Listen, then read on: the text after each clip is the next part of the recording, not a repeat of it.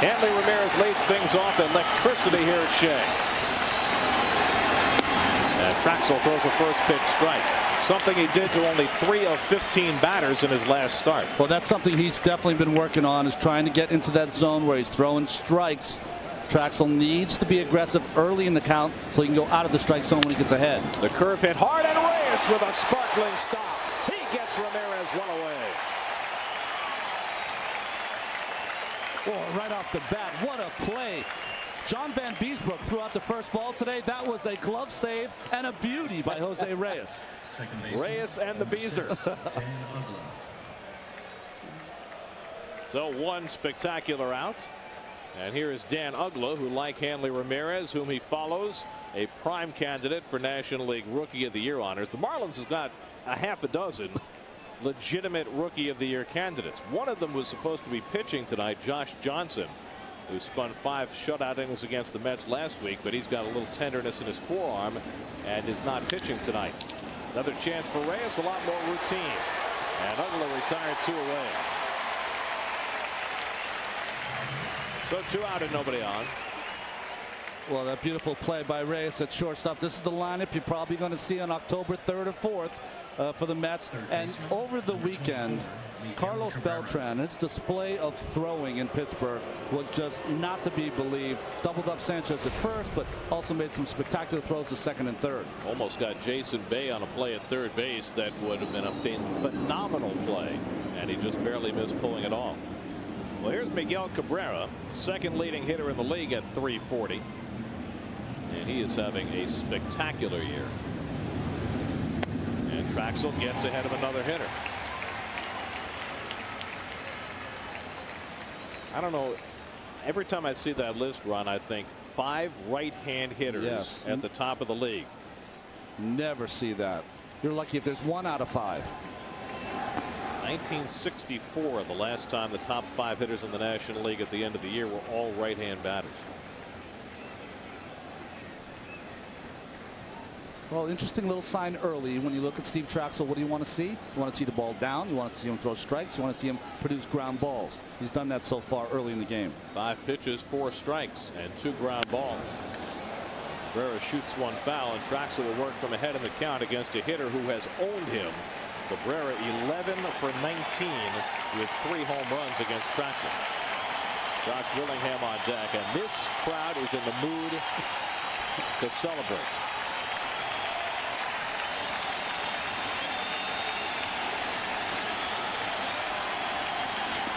This is with a splitter, 2-2. So do you think they're not going to take no for an answer tonight? I mean, they are imploring their team to win this game tonight. It's fired up.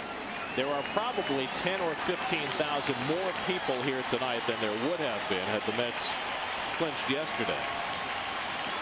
And they're here for a reason. 3-2 to Cabrera.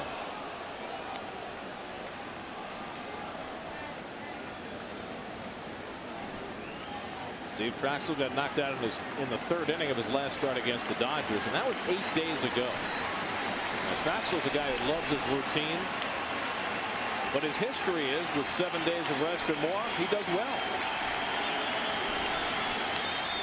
Cabrera just fouled that ball off. You see what Traxel has done on 7 or more days rest. That's in his career, and better than that as a Met. As a Met in 9 starts, 4-3, 3.56.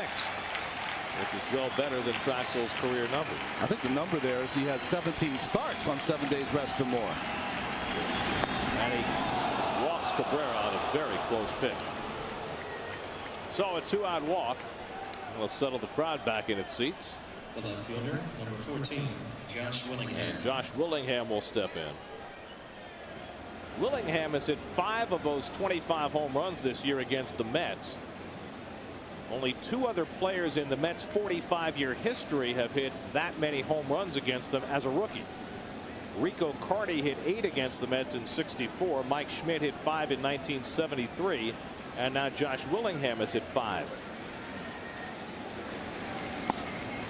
And the breaking ball misses 1-0. Well, Willingham just outstanding as you see the Mets defense.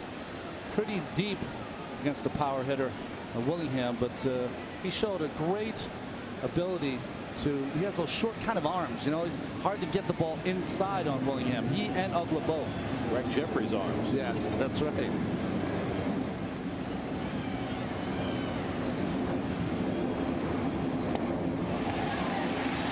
to Willingham. Well, Josh Willingham has had a terrific year with the bat as you look at Traxel. Good changeup from Traxel. A lot of life on his changeup tonight so far in this early going. Willingham was one of the Marlins who struggled defensively in the 10th inning in Atlanta yesterday, and just an awful loss. Marlins scored 4 runs in the top of the 10th and lost the game. Willingham and Reggie Abercrombie combined to make 4 bad plays in the outfield. Hanley Ramirez had an error at shortstop. I mean, you can't have a worse meltdown than that. And considering those games they lost against the Mets, Lace, just a tough week for the Marlins. But they've shown a remarkable ability to bounce back, especially for a young team. I mean, they would have every reason to have folded their tent after their experience against the Mets last week, but they bounced back the very next game and beat the Braves. Well, they've had good starting pitching all year long. When you have good starting pitching, you never get in one of those funks for too long. 1-2 to Willingham. Lifted to right, a long run in for Sean Green. Loses the cap, catches the ball, side retires. Cap retrieval by Valentine, and the Mets will come up. 34-year-old Brian Mohler making the spot start for the Marlins tonight. And here's the Chevy Mets lineup to face him, and it is the A lineup. Paul LaDuca's done very well against his old team this year, but all of those left-hand batters are thirsting to face a right-hand pitcher. Well, not only to face a right-handed pitcher, but a right-handed veteran pitcher who they know and they've seen, of course. Brian Mohler, one of those guys that you have to have on your staff that goes between being a starter and a long man in your bullpen. Doesn't say anything against that role. Brian Mohler just lots of base runners, though, and he has a penchant for giving up the long ball. 16 in 110 innings. This is his 19th start. He's made 8 relief outings. He started early in the year for the Marlins, but has been mostly pitching out of the bullpen with the emergence of their young starters. Jose Reyes leads off. First pitch, ground ball. And Dan Ugla throws out Reyes, 1 away. And with the anticipation that you can feel from the crowd, it's very much a playoff-style atmosphere, even though it's not quite sold out here. The Mets sold 10,000 tickets since the end of yesterday's game.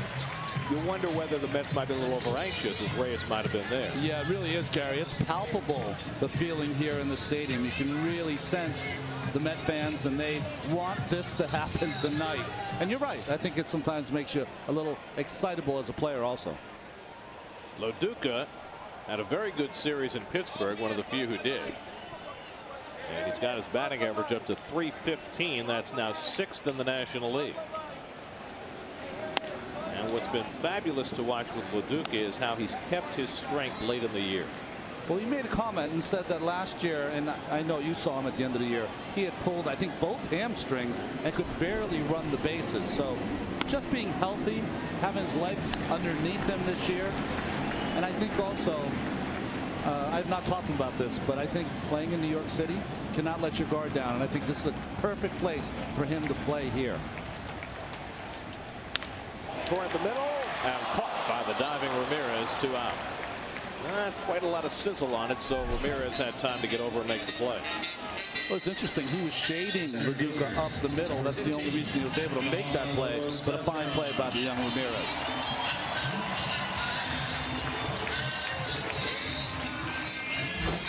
So 2 out and nobody on. Well, the Ford Marlins defense, second most in the National League. Those errors, that's going to happen when you have a lot of young players. Carlos Beltran takes a strike. Carlos went without a hit in Pittsburgh, 0 for 9. In fact, in the month of September, he's just 7 for 41, but he has been drawing a lot of walks lately. In fact, even with that slump, Beltran's been on base at least once in 22 straight games. He's already got his 2nd highest walk total of his career.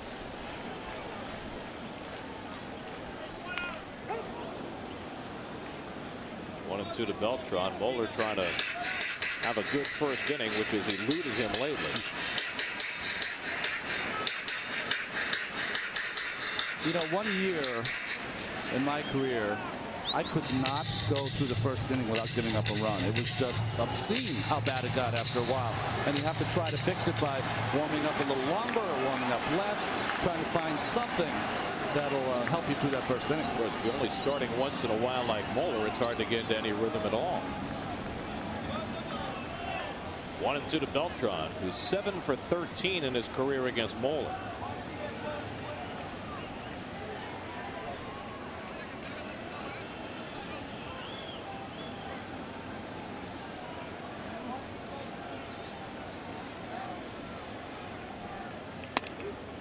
This is with the fastball 2-2, and you see that fastball 86 miles an hour. That's Brian Mohler. Well, what happens if you throw 86 miles an hour as you see Carlos Delgado on deck? You've got to be very precise. 2-2 to Beltran, and he struck him out with a breaking ball. And so Mohler puts a little mute button on the crowd, which was so electric, and now quiet after he gets the Mets out 1-2-3. Scoreless here as we head to the top of the second. Steve Traxel on the hill as the Mets try and nail down a division. And Gary and Ron during the break, you know, this crowd, they've been electric and loud all night long, and they took it up a little bit when they put a shot of Dwaner Sanchez on the Jumbotron, and the crowd acknowledging him here in uniform. And Dwaner's been here with the Mets since his season-ending injury in Miami. He's been rehabbing, and I spoke to him today in very good spirits and looking forward to celebrating with his teammates tonight. Well, I love the fact that, you know, in most towns you show the setup guy who hasn't pitched in 2 months on the video board. Nobody would know who he was. Crickets. You get nothing, right? But they had a beautiful hand for Sanchez. 2-0 to Mike Jacobs, who did not start any of the games against the Mets in Miami because the Mets started 3 left-handers. It's been a struggle for Jacobs lately. No longer playing every day, and he's 0 for his last 20. And he takes a strike, 2-1. Jake has 19 homers, 75 RBIs. And as Met fans found out very quickly last year, if you put one in his wheelhouse, he can park it. Traxel throwing the fastball by him, and you have to keep that ball up with Jacobs. Yeah, he loves the ball down in the strike zone. If you can throw that high fastball by him, because see his swing, kind of a loopy kind of swing, and this fastball out of the hands of Steve Traxel running away from Jake. And Jacobs holds up, stopped it in time. Doug Eddings, the umpire, down at third, 3-2. Kind of an unusual thing, right, Gary, is that you know that a guy has a hole upstairs, but you're a guy who only throws the fastball 86 or 87 miles an hour. So that's it's nice that you get that kind of read from the scouts, but can you do it? Because if you throw a split to him, he'll hit it off the ground.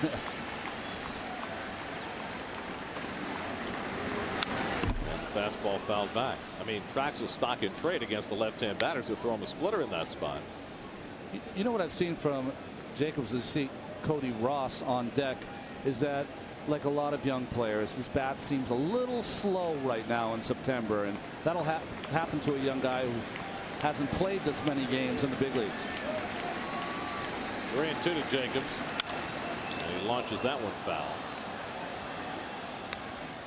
Well, Traxel got 2 outs on the first 3 pitches he threw today. This is more Traxel-esque. He was here very early today. Starting pitchers, as you see, these fish come fried. Well, we'll see. Marlins now a game under 500 with yesterday's loss in Atlanta. And Jacobs hits it in the air to right center field. Green has enough room. Beltran over, and he calls him off. And Carlos has it 1 away.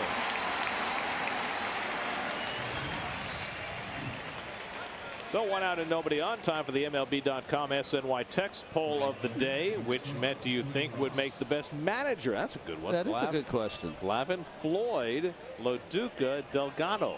Interesting choices to put in the poll, don't you think? I think so. Like Valentine comes to mind. Woodward. Yes. Yeah, guys like that. Anyway, well, Keith always wants the write-in votes. Keith does? Oh, God, yeah, he always wants to vote for E. Taken high by Cody Ross. Anyway, text your answer to 57508. For each text, you'll be entered into a drawing to win 2 tickets to the first NLDS game at Shea. Standard rate messaging fees may apply. Check with your carrier. Go to sny.tv for complete rules. O'Keefe was beside himself. One of those polls. Check swing foul by Ross when they asked who was the best Mets manager of all time, and Bobby Valentine wasn't included in the 4 choices. Keith was very upset. Well, a lot of success here for Bobby V, so he should have been one of them. I remember that poll also. I think Davey got the most votes, right, in that poll. I think Willie was second. How soon they forget about the great Gil Hodges. Yeah. And the curveball misses to Ross, 2-1. Well, Cody Ross had that 3 home run game against the Mets. He has 2 7 RBI games this year, 1 for the Dodgers early in the year and 1 against the Mets last week. 2 7 RBI games. He has 43 for the season. That's unbelievable. That's like the 1 year Ed Lynch was pitching for the Mets. Jeff Stone was their outfielder. He had 2 home runs off Ed Lynch in one of the early April games. Went back in September. He had 3 home runs. Jeff Stone could run. Hit hard, and Traxel gets out of the way, and Valentine makes the play. 2 out. Traxel got a piece of it, and Valentine made the play on Ross. Well, Traxel follows through towards the first base side. That's why this ball chases him. Just able to get his glove up in time and protect himself, and a nice break off the glove and straight to Valentine. So 2 out and nobody on. And Traxel will take on Alfredo Amezaga, who's been playing most of the center field for the Marlins. That is an area where the Marlins have gotten to upgrade in the offseason. Amezaga is a utility infielder who's been playing a lot of center field. Well, they thought Reggie Abercrombie was going to have one of those rookie seasons like a lot of their young developing guys are having for Joe Girardi, but he did not. He's really struggled this year. Little tapper. Wright was playing in, which was the right place to be to throw out Amezaga. Side retired. So a 1-2-3 inning for Steve Traxel, and the Mets will come to bat in the bottom of the second with no score. Home second inning. Carlos Delgado leads off against Brian Mohler, who needed just 9 pitches to get the Mets out in the first.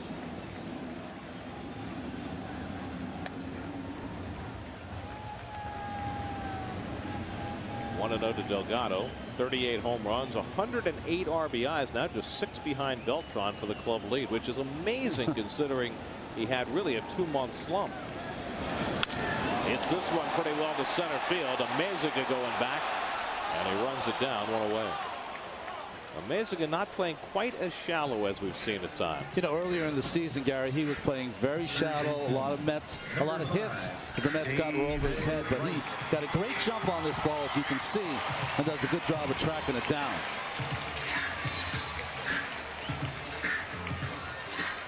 I think that just comes with playing all season out there. He's a great athlete, and to be able to be an infielder and go out there and play center field, he's done a nice job. Here's David Wright. And as Chris Cotter noted earlier, Wright has not hit a home run here at Shea since before the All-Star game. That's phenomenal. 26 games, 85 at bats. He's hitting .306 here at Shea during that stretch, so it's not like he's not hitting. Backhand play by Ramirez, and the overhand throw gets right, 2 away. So the Mets, who struggled in Pittsburgh with their bats, have been retired. First 5. Check out Subway around the majors. The Padres beat the Dodgers for the 2nd straight day yesterday. Hermel Sledge with the game-winning hit to put San Diego in first place. Tigers and White Sox, a key series for Chicago tonight. And there you see the Phillies. Remember, a Philadelphia loss would clinch the division for the Mets as much as a Met win would. So the Mets need to play fast. Now, just from a player standpoint, okay, say it's the 8th inning here and the Mets are winning and Philadelphia loses their game. What do you do? I think you have handshakes on the bench, that kind of stuff, but you wait for the outcome of the game. Hopefully you are winning the game, but I think it's very uncomfortable. It's very unnatural not to win it on the field. But if that happens and say you clinch in the 8th inning and then you win the game, do you celebrate as if that game was the clincher? I think you would celebrate. I think you'd go out on the field and you would celebrate with your teammates, with the pitcher who closes out the game. Absolutely. When I was with the A's in '92, they clinched on an off day, and my family still lived here in New York, so I was flying home at the time and found out the news on an airplane flight on the red eye. Cliff Floyd swings and misses. Did you order a glass of champagne for yourself? No, I just I remember someone had one of those. Now it's antiquated, but one of those kind of TV radio things, and I was able to see the end of the game. How'd you feel? Felt strange. And the next day, I was home in New York, and I didn't know what to do. I just hung out with my kids like I usually did. What did your teammates do on that off day? They had a party in Oakland at one of the local Jack London Square bar/restaurant, and they had a blast, they told me. But they probably didn't spill champagne on each other. No spilling of champagne. To center field off the bat of Floyd, and a Meziga there. And Brian Mohler's retired the first 6 Mets. So the Mets offense, which struggled in Pittsburgh, struggles the first 2 innings here at Shea. As Miguel Olivo lifts one to right field, and Sean Green is right there. 1 pitch and 1 out. You notice in that call, Steve Zabriskie said finally. And the reason he said finally is because you guys waited just as long as this team has to clinch. Someone with a Keith Hernandez shirt. Remember now that game in '86 that Dwight pitched that complete game effort. Dave Magadan played first base. I think he was 3 for 3 in that game with a few RBIs. And Keith really just played the 9th inning because he was not feeling well, but he wanted to be on the field to celebrate, of course. Brian Mohler, a notoriously poor hitting pitcher, takes a strike. 86. No, wait, let's go back. 69. Gary Gentry pitches a complete game. 86. Doc pitches a complete game. 88. You pitch a complete game for the clincher. Mohler pops up. And Reyes has the angle. The snow cone. Wasn't supposed to be quite that way, but it is the second out. I've seen him a couple of times. He's been doing a little of that snatching on the pop-ups, and that one there, he got his glove right in front of his face and almost missed that. So I guess my question to you is, what are the odds of a Met pitcher pitching a complete game for the clincher? I think the odds are very, very small because the history has been is that guys with this bullpen, you don't need to pitch a complete game. But in saying that, because they've been playing that '88 game when you guys have had rainouts in Florida, everyone comes up to me and their first question is, "Hey, you pitched the whole game? like 9 innings?" It's very funny how people they just don't see that often anymore, and that is such a thing they can't believe. Younger fans have no idea. I mean, it used to be that it was assumed you were going to pitch 9 innings. If you didn't, you had failed in some way. You know who pitched middle relief in the '80s? Guys that weren't good. Those are the guys that pitched middle relief. Right. You had 1 or 2 guys who trusted out of your bullpen. But the assumption was that the starter was going to finish. Well, listen, you start out with just look at this stat, complete games per start. Just radically different now here in 2006. 2-2 to Ramirez. Yeah, it's just, and I would have loved to have had this bullpen here with the Mets. I mean, they're just unbelievable. But look at those numbers from 1980 to 2005. Just 25 years, you have 1/6 the number of complete games. Well, the Cubs now opening up a big lead against John Lieber and the Phillies. 2-hopper for right. And he throws out Ramirez. And Traxel's now retired 7 in a row. Home 3rd inning. Sean Green leads off against Brian Mohler. Neither team has had a hit. Mets are looking for their first base run. Sean just 2 for his last 20. Had the day off yesterday. And he takes a strike. You're talking about those postseason tickets. I didn't realize how many friends I still have here in New York City as they're coming out of the woodwork. In the next month, my friend, if the Mets are still playing, you'll have plenty more. Green fouls it off. Well, the one thing about postseason tickets is that even the players have to pay for them. A little different from the regular season. Those are going to be like gold. in a couple of weeks. And Green, who's been a magnet lately, gets hit for the 4th time in his last 4 games. And arguably the skinniest Met. I mean, there's not much of a target there to hit him, as Mohler just completely misses that strike zone. You see he's got that fastball grip, trying to cut that ball inside on Green, and not even close. So the Mets have their first base runner, and Sean's got to wonder what the National League's got against him.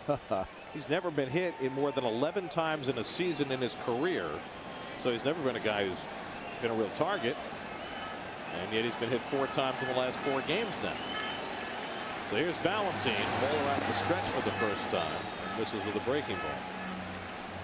Now Valentin thrilled to see a righty on the mound because he's just not hit at all from the right side of the plate. Now he gets to bat from his better side. In fact, his batting average as a right-hand hitter is down to .202 for the season.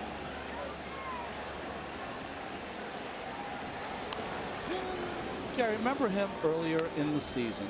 Jose Valentin, as you can see the numbers, left-handed and right-handed.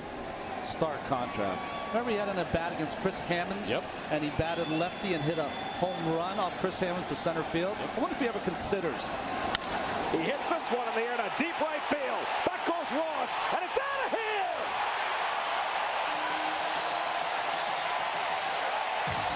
Jose Valentin with the first hit of the game, a 2-run homer, and the Mets jump out to a 2-0 lead.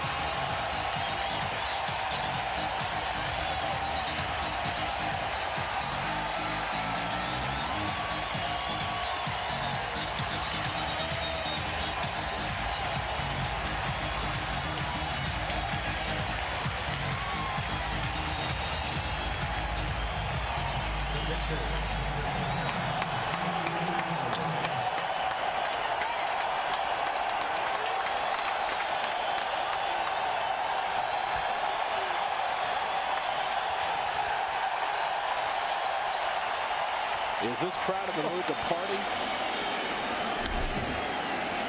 Well, my point was, is he considering ever just going up there left-handed all the time, and an exclamation point on that beautiful left-handed swing. Number 16 for Valentin, 2-0 Mets.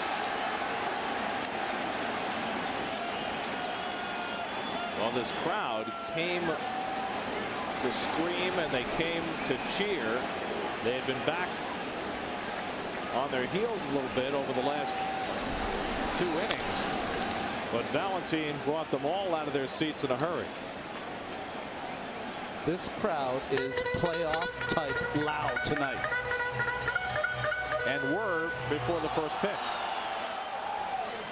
And how many 2-run home runs get a curtain call in the 3rd inning? In the 3rd inning. I don't remember Valentin having a curtain call before this. Might have been when he had those 7 RBIs in 2 innings. Traxel goes down, 2nd strikeout for Mohler, and that's the first out of the inning. Well, you can laugh, and you should, Jose Valentin. What a year he has had this year for the Mets at second base. Well, here's Reyes, who grounded out on the first pitch he saw from Brian Mohler tonight.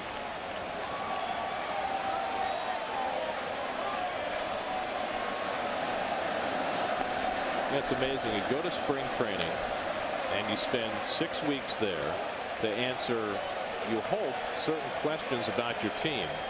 And sometimes over the course of a year you come up with an answer that nobody ever considered. And that's Jose Valentin. It was Kaz Matsui, it was Chris Woodward, it was Brett Boone, for goodness sakes, in spring training this year. And nobody even gave an inkling to the idea that Jose Valentin might be the Mets' second baseman for the long haul. Reyes drops one down. Mohler will have to hurry. Throws it away. And Reyes pulls into second base safely. The pressure that Reyes' speed puts on a defense fell right on top of Brian Mohler.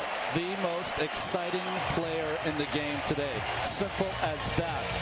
See him running inside on that baseline. He made that throw much more difficult for Mohler. And Jose looked like he was looking all over the ballpark to get some information where he's supposed to go. I'm not sure he picked up where the ball was at first, but he had plenty of time to make it to second. He'll get credit for a bunt single and then an error on Mohler, allowing him to go to second.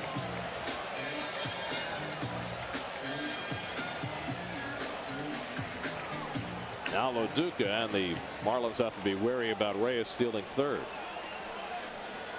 With one out.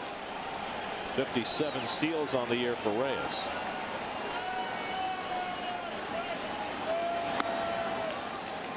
One and over Loduca. Ball lined out to short his first time up.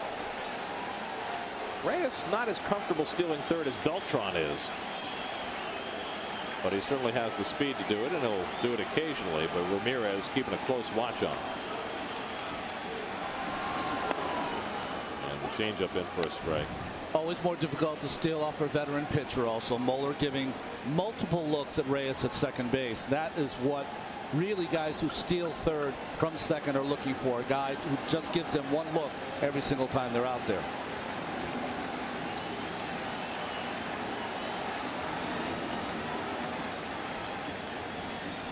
So Mohler, nice lead by Reyes. Nobody had a better pickoff move at second base than you did. What was the key? Well, the key is you have to have a middle infielder. I was lucky enough to have Kevin Elster, who is just an amazing shortstop. Amazing quickness for his size. So the key is you got to have a good infielder, and you got to have someone who wants to do it. A lot of infielders are not comfortable with picking guys off second.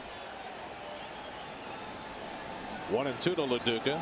Tough man to strike out, and now Ramirez makes the dash to the bag, and Reyes just gets the hand back. Well, that's a great shot of that. You'll see daylight. As soon as you see daylight, you turn and throw.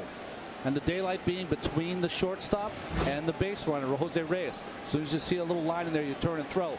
The faster the runner, the earlier you have to throw on daylight.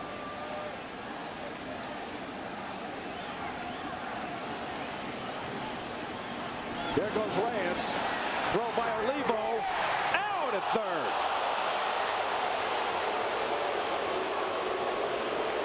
Miguel Olivo's got a great arm, and he made a perfect throw. Reyes didn't think he was out.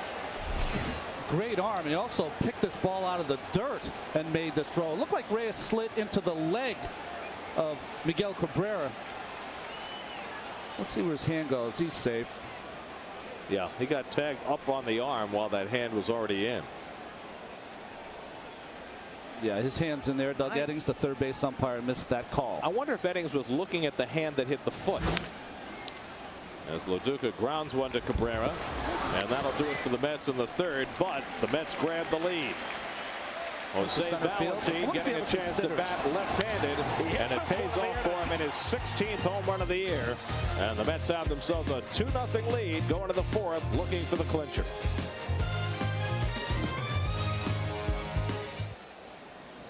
Steve Traxel take to a 2-0 lead.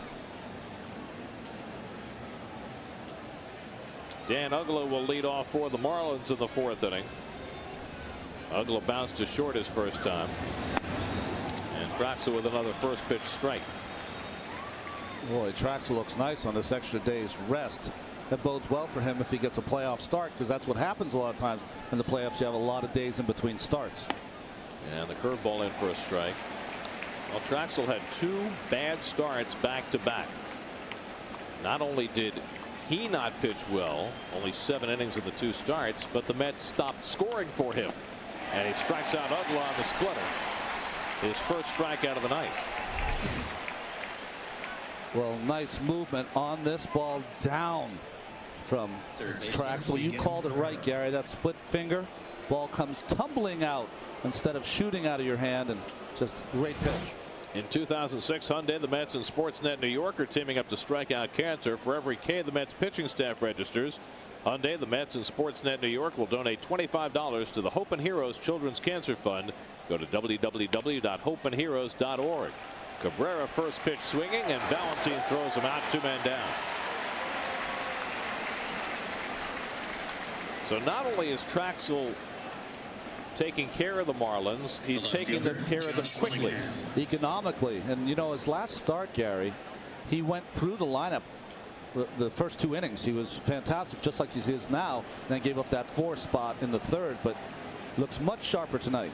never got out of that 3rd inning against the Dodgers.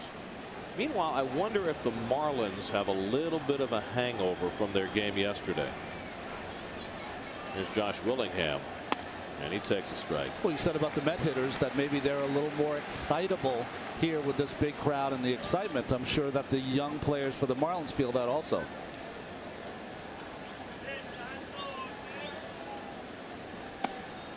There's a strike 0-2. Joe Girardi, after the game yesterday in Atlanta, was disconsolate and said it was our worst loss of the year, which I guess goes without saying when you're up by 4 runs in the 10th and you lose. 0-2 to Willingham, just a little low. Well, Gary, that'll be one thing they have to address, right? It'll be their bullpen in the offseason because they've really had problems out there. And their outfield defense, yes, which was also a major contributor in that loss.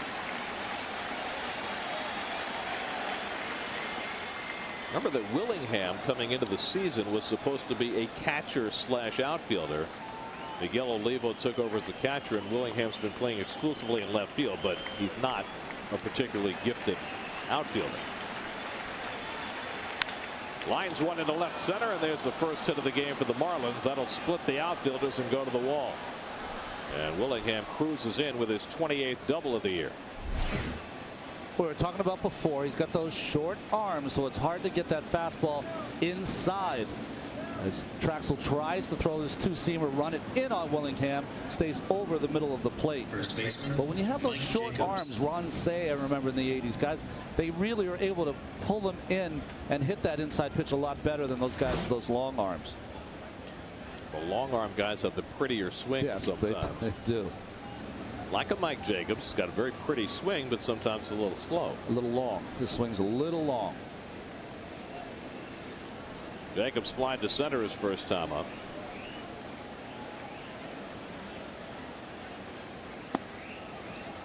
And Traxel just missing. It's almost a catch-22 for guys like Mike Jacobs. Where does he get his power? From that long, beautiful swing. Where does he go through those droughts 0 for 20 because of that long, beautiful swing?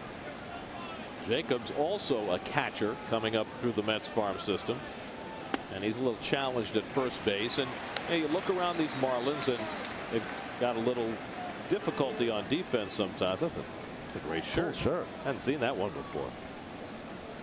Gary Cohen, Ron Darling, Chris Connor with you from Shea Stadium in New York. The Mets trying for the clincher tonight, back before the home folk, and they've got a 2-0 lead as we play the top of the 4th.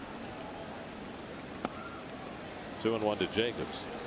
And even Miguel Cabrera, a guy who has played shortstop and he's played the outfield, has settled in at third base, which is his favorite position, but may not be his best position. So they've got some figuring out to do. But they have certainly made enormous strides, far more than anybody could have anticipated this year. 2-2 to Jacobs. Well, that's the nature of the beast now, though. You want offense more than defense. And when you have a catcher playing left field, a middle infielder playing center field, another catcher playing first base, those are the things that are going to happen.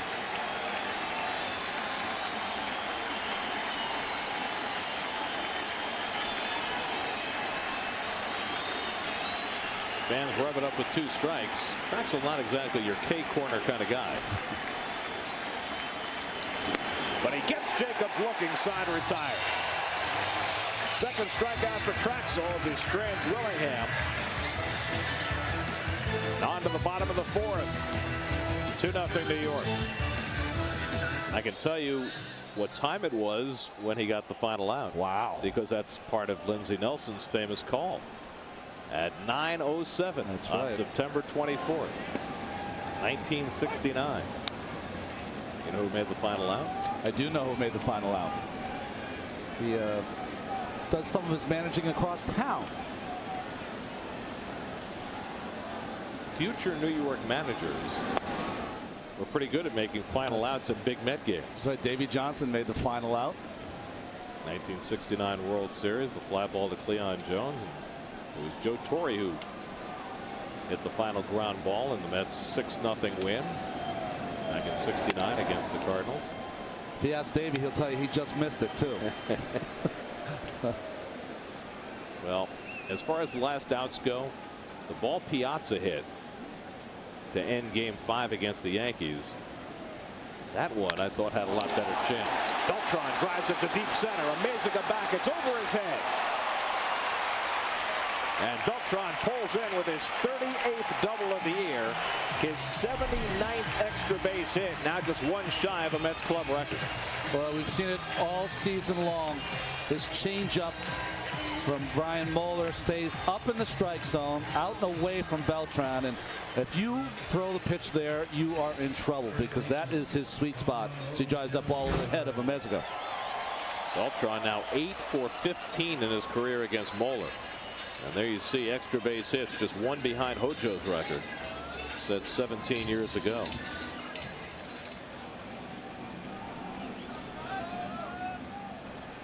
Now here's Delgado flying to center his first time up.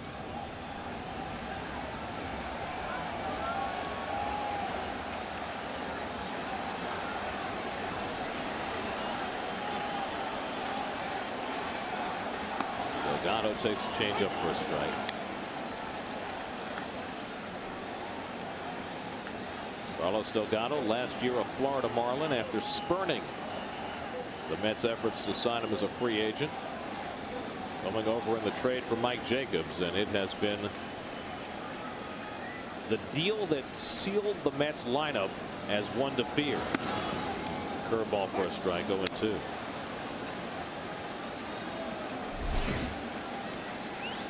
Wow. My right arm used to do that, you know. It doesn't do that anymore. You were double jointed? I was double jointed, not anymore though. It was close to 3,000 innings. I got a nice little bow in my right arm now. Splitter took the double jointedness out of your elbow.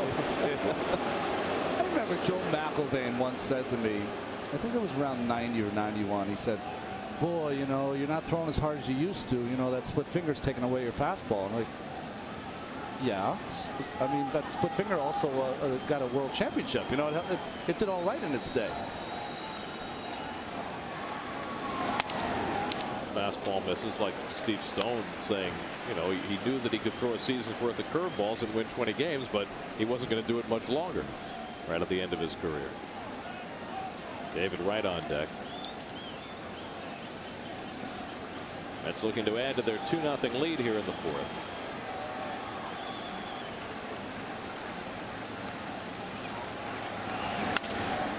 And that will advance the runner. Uglo throws out Delgado as Beltran moves over to third.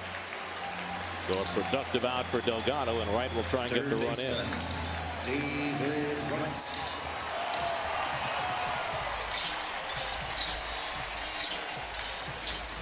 Right and right. That was the home run derby right on the left. If you're keeping track. The other Wright brothers.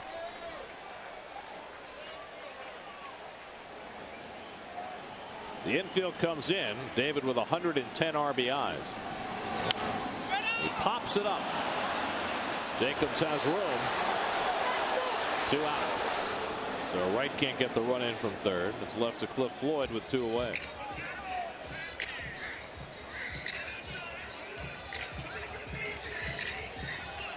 Cliff flying to center his first time up.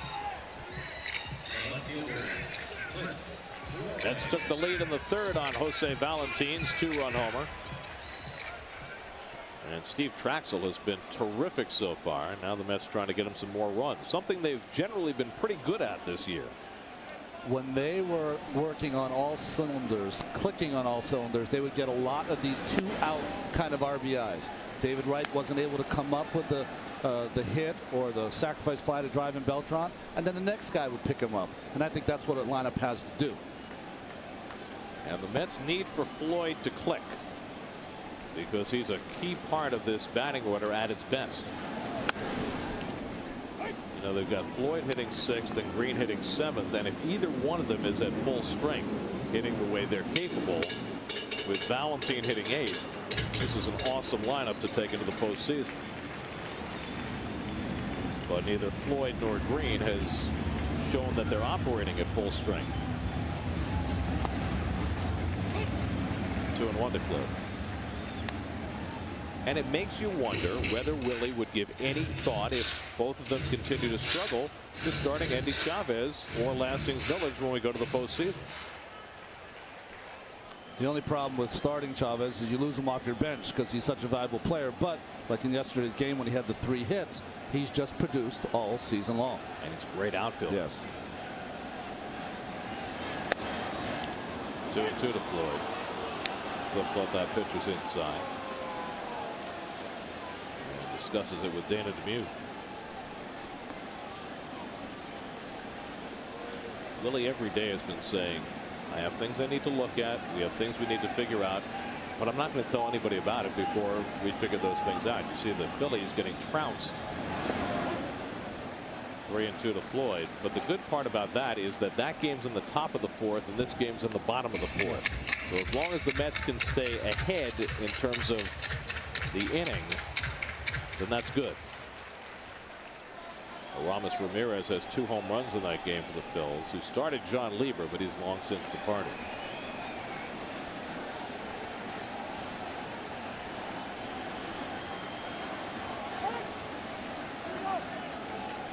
Well, Mohler, a lot like Traxel, when he has players on base, he really slows down his routine.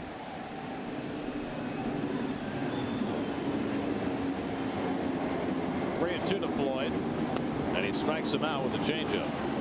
So Mohler picks up his 3rd strikeout and works around the leadoff double from Beltran. On to the 5th, 2-0 New York. Straight over the top, right? Good fastball, good curveball. That was his rookie season, 1969. Traxel gets ahead of Cody Ross as we go to the 5th inning. That's that Seaver, Kuzman, Gentry, Don Cardwell, Jim McAndrew. That sounds like a big hang with them for other teams, as they had an amazing record that year. Didn't they? The shutouts, I think, that you were a tremendous amount for a pitching staff. As they were heading down the stretch in September, they had one incredible day that I don't think it's ever been equaled, and I'm not sure it ever will be. They played the Pirates in a doubleheader. They won both games 1-0, and in each game the pitcher, Kuzman and Cardwell, drove in the only run. Wow.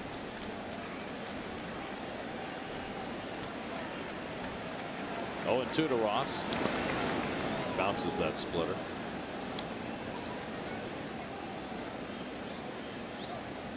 Cody Ross has already been with 3 teams this year. As you look at a Mazagon deck, started with the Dodgers and tore it up in spring training. We saw him hit some monstrous home runs. Then got traded to the Reds and then on to Florida. Loops that one, shallow right center. Beltran on, and he runs it down. Beltran came a long way to get that fly ball for the first out. Well, there are your wild card standings in the National League right now, and with the Marlins having stumbled over the last week, they need every game.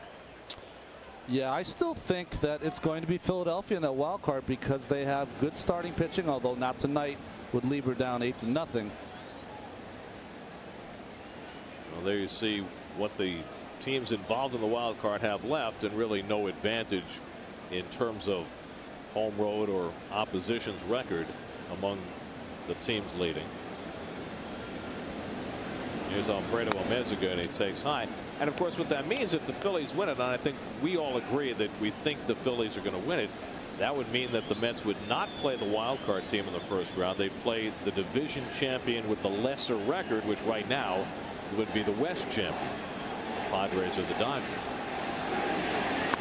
But the Cardinals have been playing so poorly down the stretch, there's no guarantee it's going to stay that way. It looks like their closer, Jason Isringhausen, out for the year is Hathead. Did he take the ice cream out of those cups before he put them together? 2-1 to Amezaga. Yeah, with Isringhausen out, of course, that means that Braden Looper is now the closer for the Cardinals. And you could see Braden Looper coming to Shea Stadium for the first round of the playoffs, trying to save games in front of this crowd. Wouldn't that be some irony? 2 in the 3-1 to Wemezga. Of course, if the Mets were to play the Padres, you'd have that interesting matchup, perhaps, of Moda against Piazza in the wrong uniforms. And it's strike 3 and 2.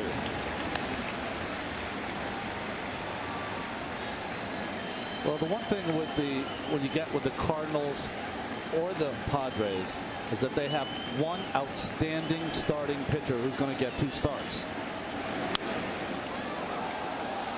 Peavy, of course, for the Padres, who is he's had a tough year, but he is just a guy that can literally shut you out and strike out 13, 14 batters. And the same for Chris Carpenter, who's really gotten hot here in September.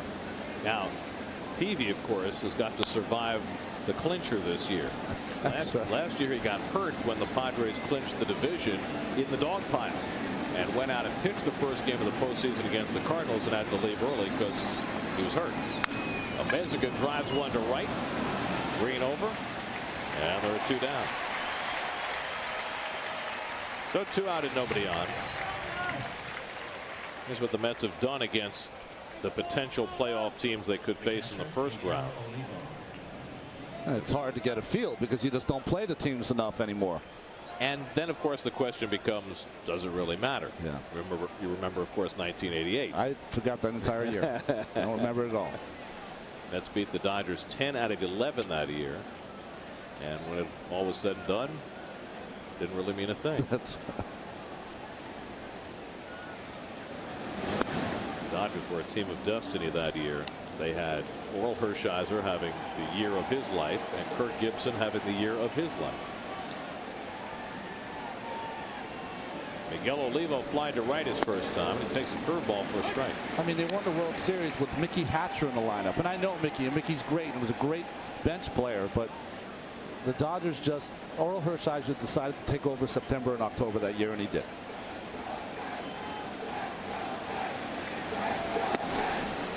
And then you can throw it Mike Scioscia for good measure. Hey, listen, the Mets had a chance in Game 7. I pitched poorly, so bad, and I was so shell-shocked after the game. I remember getting on the team bus, and my family was on the team bus, and walking right by them. I didn't even know they were on the bus. That's how shell-shocked I was, and I think we were as a team. Well, I think that, if I'm not mistaken, after everything that happened in 1987 that kept you guys out of the postseason, you thought that 88 was going to be a continuation of 86. We had a 3-year window, I believe. 86, 87, and 88 should have been the Mets' time. Only one championship for those 3 years, and that was a disappointment, I know, for the guys that played on that team. Olivo held the swing. Good fastball by Traxel inside, tying up Olivo. Well, Miguel Olivo has walked only 8 times this year. Hits it hard, but a right of David Wright. Side retired. 1-2-3 inning for Steve Traxel. He's only allowed 1 hit through the first 5 innings as the Mets go for the clincher. Well, that was in vogue right about the time the Mets clinched their last division title, right? That's a wild hair. And those long sideburns, that's more 69, isn't it? More 73, actually. 73? Yeah. That's right. All the players had the long sideburns, including the Grand Orange, Rusty Staub. Sean Green leads off in the home 5th inning.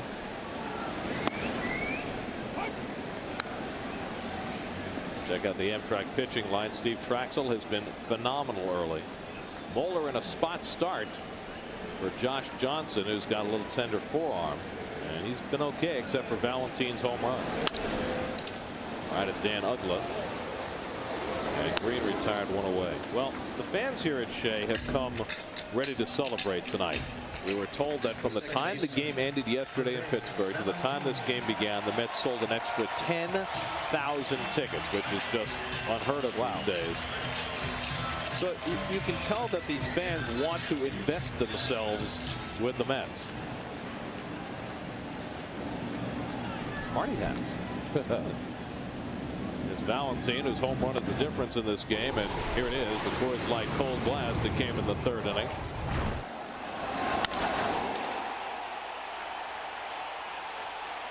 16th of the year for Valentine. And a curtain call to boot.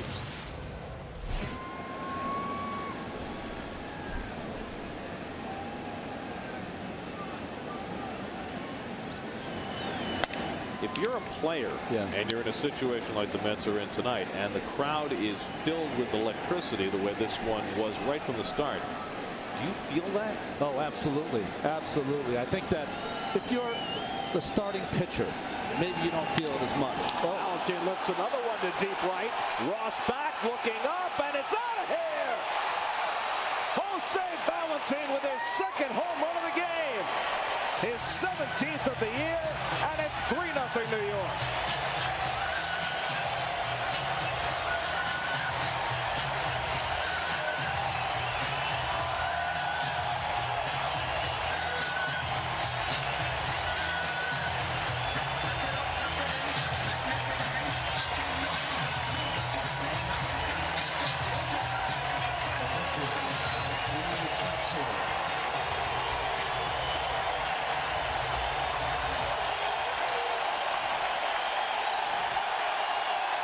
Two curtain calls in one night for Jose Valentin.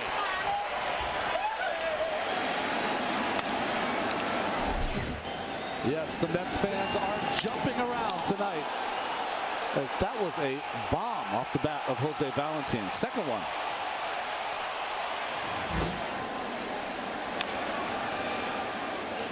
th time in his career, Valentine has hit 2 or more home runs in a game. Well, Juan Sanchez relegated to being a cheerleader, but he's doing a good job of it with Jose Valentin tonight.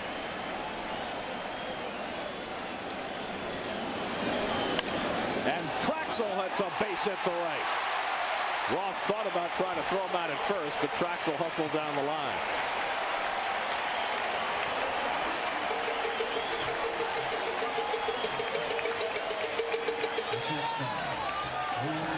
And you know, Gary, as you see this base hit, breaking ball from Chad Mohler. Steve Traxel looking like he knows what he's doing as he goes the other way for that breaking ball to right field. 6th hit of the year for Traxel.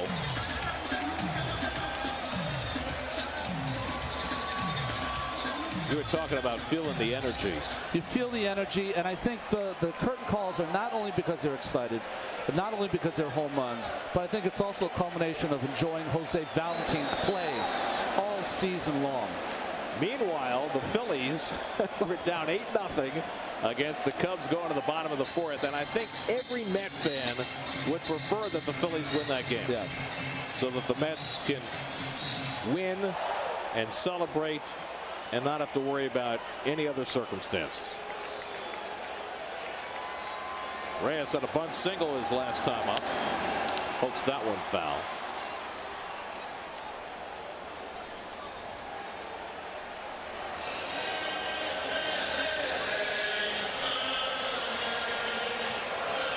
Well, the Mets owned this town in the 1980s. They're trying to win it back.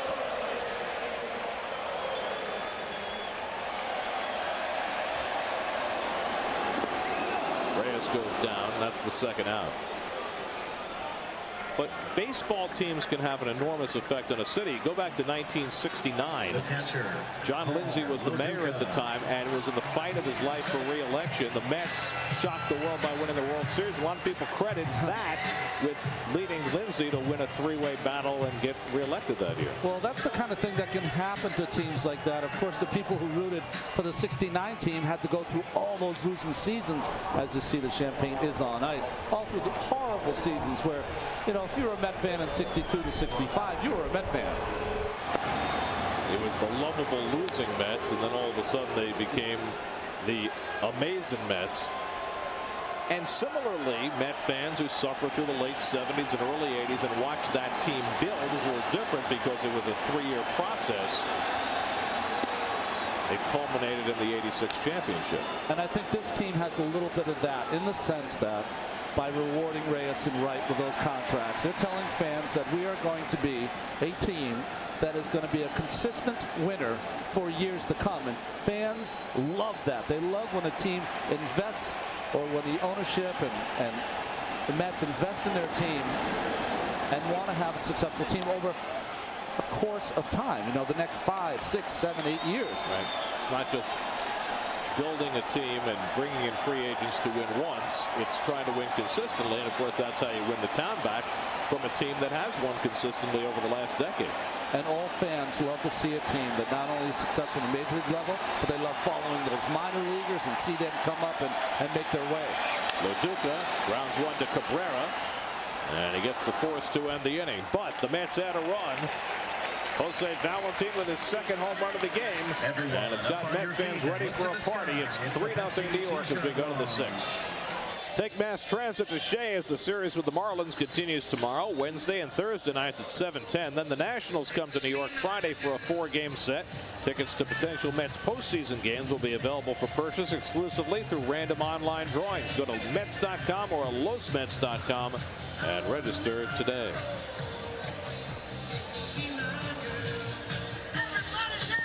He's been around for all the Met championships. Steve Traxel's been brilliant so far. And he's got himself a 3-0 lead as we go to the 6th.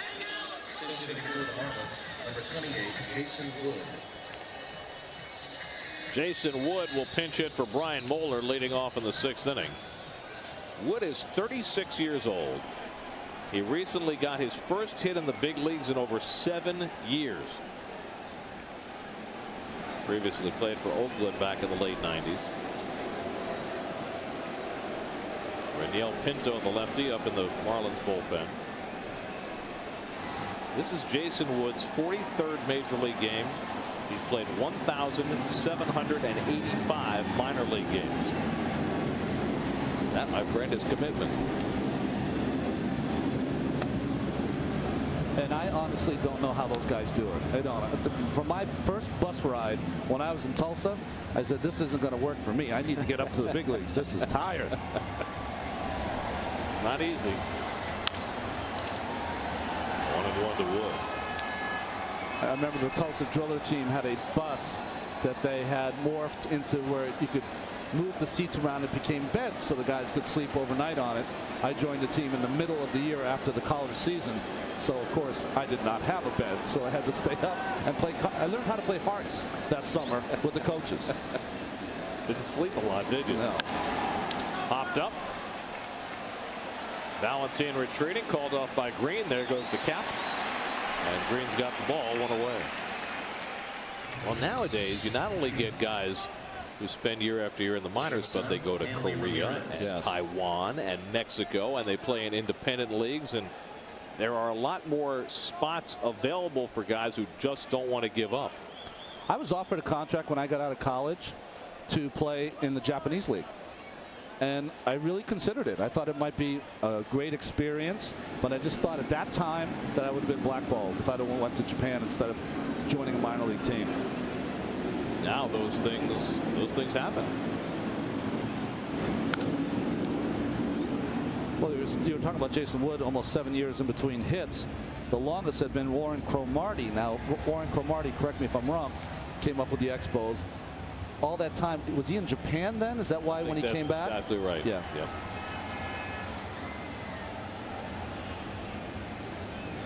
I mean, there have been players from the U.S. or the Dominican who've begun their careers in Japan.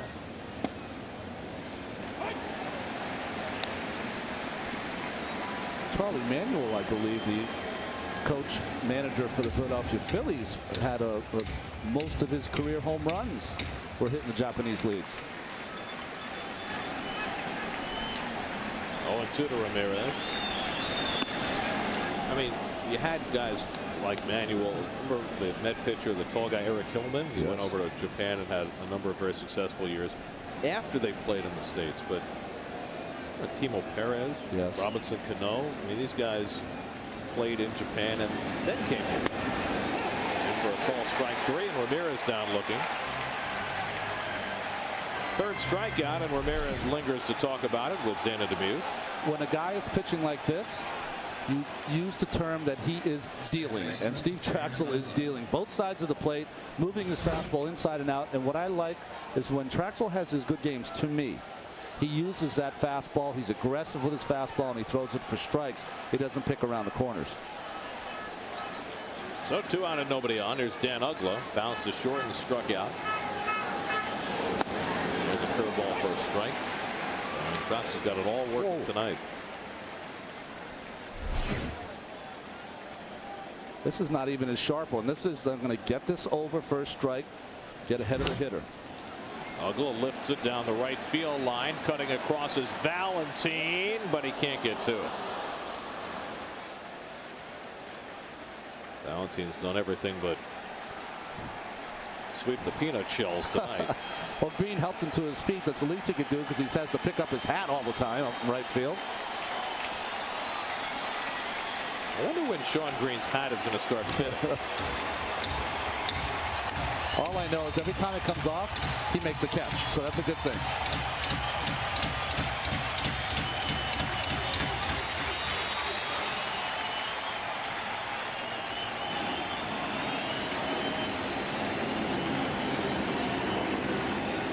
Two to Ugla. To third. Nice easy hop for right. And another 1-2-3 inning for Steve Traxel. He has 1 hit the Marlins over the first 6 innings. And the Mets have a 3-0 lead. This is the last night when your ice cream might melt, because it's going to get a little cooler starting tomorrow as Reniel Pinto takes over the pitching for the Marlins. Well, Pinto's done a nice job for them. One of the few guys out of that Marlin bullpen that's done a good job. You see those batting averages against. Part of the batting order for the Mets. So we'll see how they fare against this particular left-hander. Beltran turns around about right-handed and takes ball 1. Beltran has one of the Mets' 5 hits, a long double to center, his 79th extra base hit of the season, just 1 shy of Howard Johnson's club record. And going into the final 2 weeks of the year, many club records are within reach of Beltran. Runs scored. If you look at Delgado on deck, he has 120, just 3 shy of the record. Cubs have added a run to make it 9-6 over the Phillies. It's like they're playing at Wrigley Field with the wind blowing. Oh, that's a bandbox, Philadelphia. It's the new bandbox in the National League. Well, Steve Traxel pitched the best game of his life in a clincher in 1998. 2-1 to Beltran. Now, we've seen Steve throw a couple of 1-hitters as a Met. But here he is in another clincher and pitching another gem. When he pitched that 1-game wild card playoff with the Cubs in 1998. As Beltran hits one foul, he held the Giants hitless for the first 6 1/3 innings. Wow. Oh, just outstanding tonight has Steve Traxel been so far, going after his 15th win. You know, those Mets classics I mentioned 18 years ago, we saw that final out when I pitched here. I'd never seen that game until this year. Really? Yeah.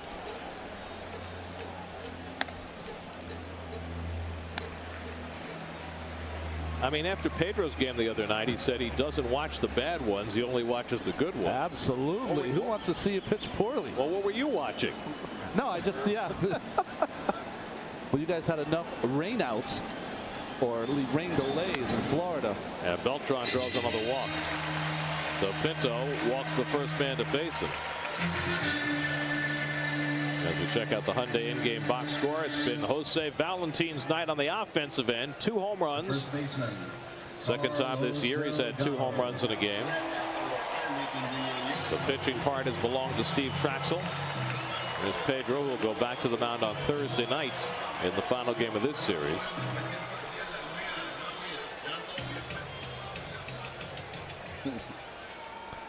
When I was in the newsroom the other night, some of the people were asking me, what do you remember about that 1988 game? I said, well, you really want to know? I said, yeah. I was 0 for 4, had 2 strikeouts, and I popped up a bunt. That's what you remember? That's what I can remember from that game. Typical pitcher. All you guys care about is your hitting. Exactly. Now, I bet you remember the games when you hit home runs in back-to-back starts. I do remember those games. I was thinking about it the other night because Pittsburgh had a pitcher, I believe his last name was Yeoman. Right. And one of my home runs was off Floyd Yeomans, who pitched for the Mets and then was traded in the Gary Carter trade to Montreal Expos.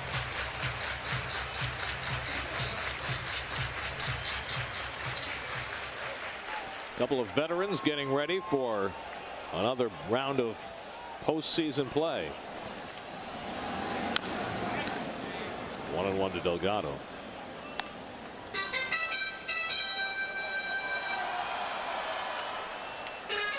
The Mets are certainly fortified with starting pitchers who've been through the postseason wars.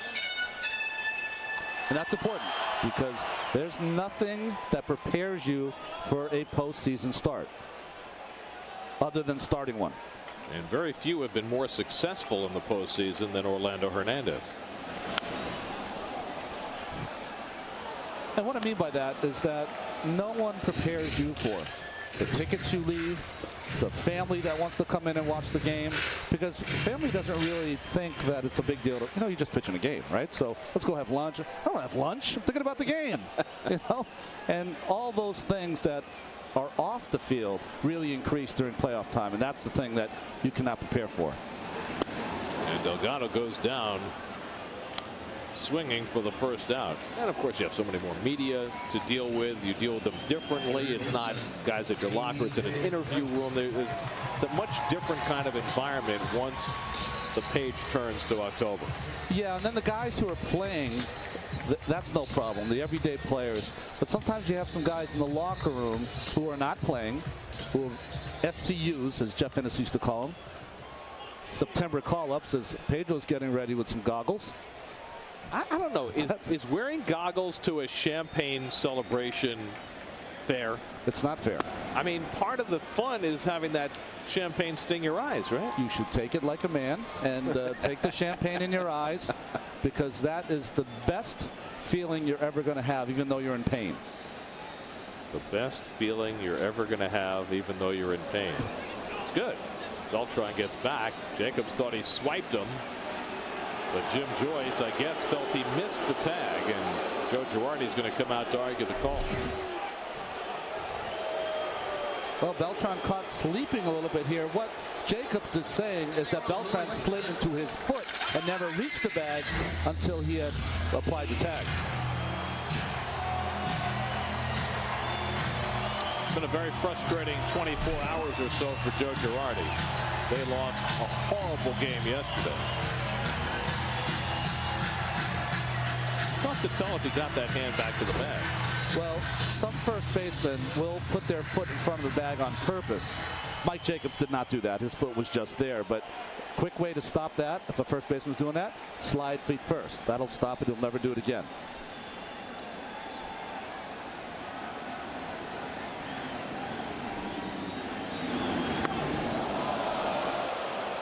One and one to right.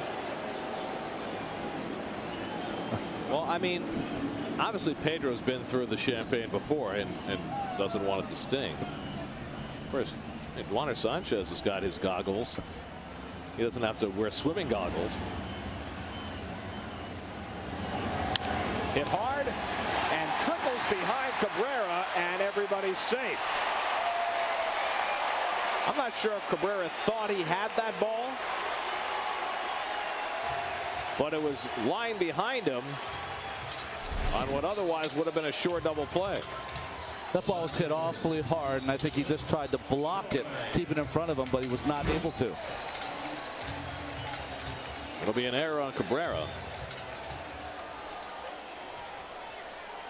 And the Mets have two men on for Cliff Floyd. Trying to add to a 3-0 lead. Floyd is flied out to center and struck out.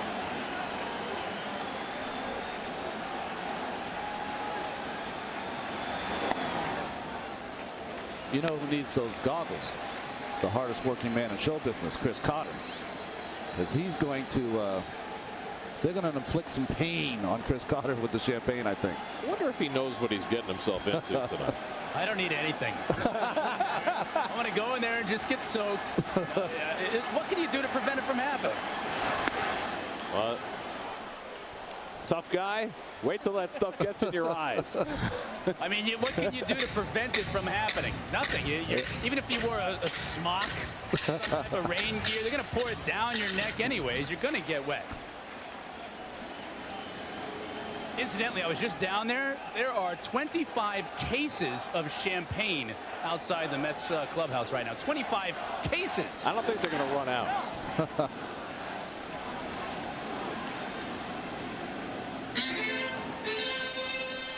Well, the ice has been laid on the champagne. That means it's officially getting close.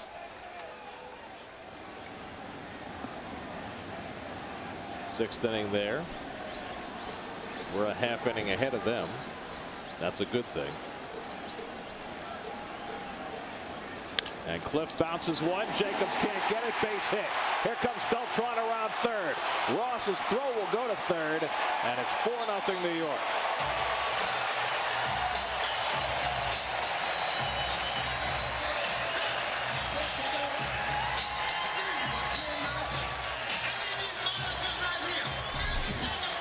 Well, this is a great sign. Not only that it's a base hit from Cliff Floyd, also not because it's an RBI situation, but it's off a left-hander, Pinto, and Cliff Floyd stayed right in there, hit that ball through the hole, and by that time Beltran easily scores. That's 121 runs scored for Beltran. That leads the league and is just 2 shy of the Mets club record.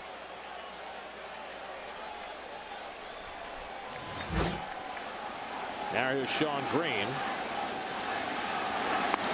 And he takes the fastball for a strike. Sean was hit by a pitch and scored a run. Grounded out. Right at second. Floyd at first and 1 away. Mets now with a 4-0 lead as they bat in the 6th.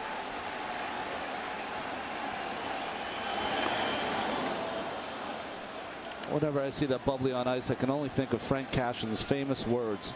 When one of the pitchers, relief pitchers in '86, dumped the champagne on him, his famous phrase was, "The ones that do the least seem to celebrate the most."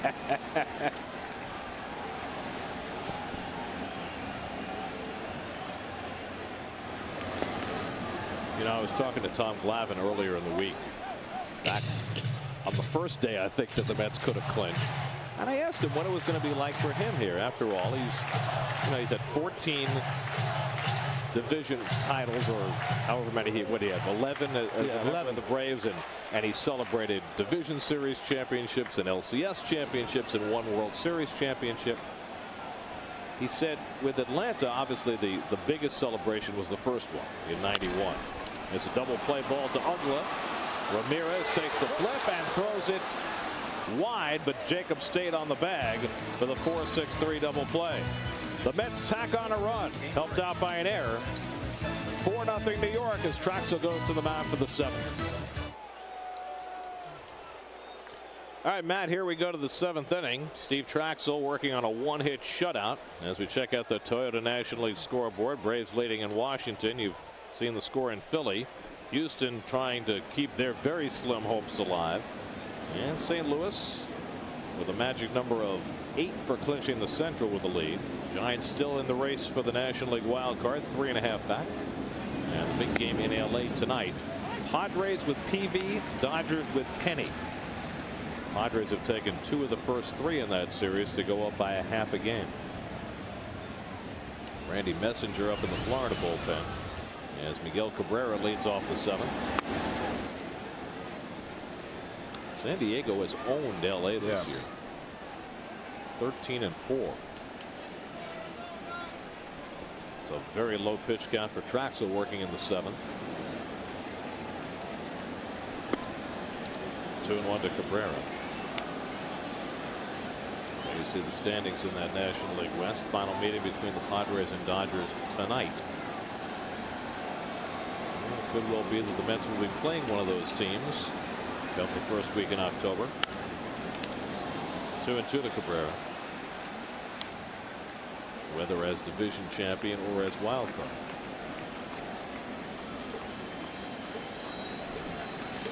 And Willie Randolph was talking today about who you play in the first round having a major impact on how you structure your roster. Of course, you can change your roster for each round in the postseason within limits. 3-2 to Cabrera. And to that end, Ramon Castro, who the Mets are hoping will be ready to play in the postseason, may be playing in an instructional league game or two by the end of this week, and very well may rejoin the Mets next week on the road. Instructional league, of course, where you go down after the season's done, your minor league season, and work on some of those tools that eluded you during the season. We used to call it in struggle league because everyone's going down there to work on something that they had trouble with during the course of the season. Of course, the minor league season being over, there's no minor league rehab games to play in. Lastings Millage hoping to be part of that postseason roster. And you have to believe that once the Mets get this clincher out of the way, that Millage is going to see a good deal of playing time the last 2 weeks to get a handle on whether he should be on that postseason roster. Well, it's to his advantage because of the way the Mets have played against left-handed starting pitching that he's going to be given a look, because you want to have a right-handed right-handed bat off that bench.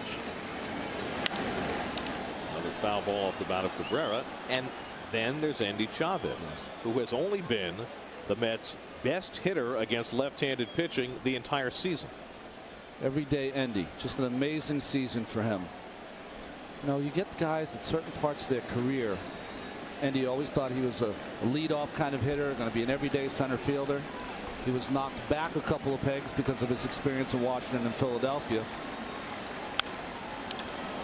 And now resigned himself probably this summer, this spring, that he's going to be a bench player for the Mets. And he's probably having his best year as I call him a utility starter, because during the course of the season he started a lot of games. Well, he's got over 300 at bats, which is more than a utility guy generally does. This is the 10th pitch to Cabrera, and he fouls off another one.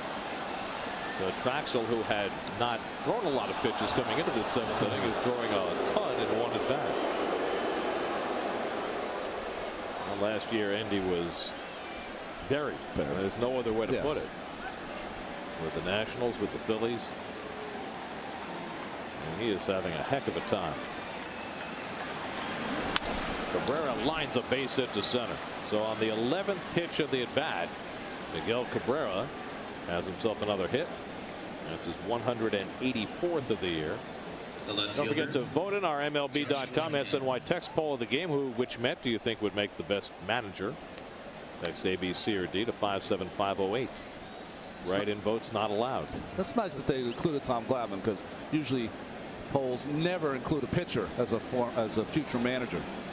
Well, how many former pitcher managers can you name? No. Two come to mind off the top of my head: Tommy Lasorda and Dallas Green. How many more are there? Yeah. You know, Ray Miller tried. It didn't work out so well.